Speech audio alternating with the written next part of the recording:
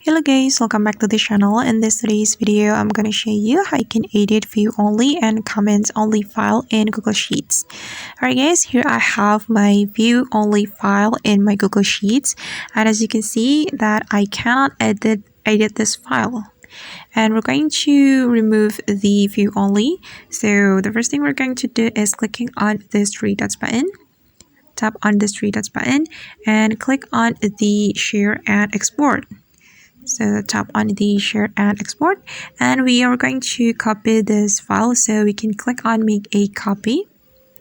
Then this file will be copied to the Google Drive, and then we can click on OK. But before it, we can change the document title.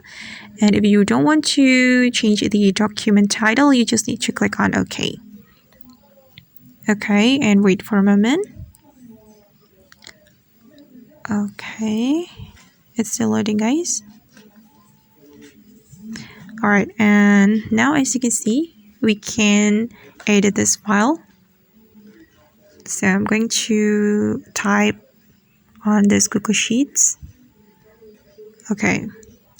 And alright guys, that's how we can edit view only and comment only file in Google Sheets Mobile. I hope this tutorial will be useful for you. Thank you so much for watching, and see you on the next video.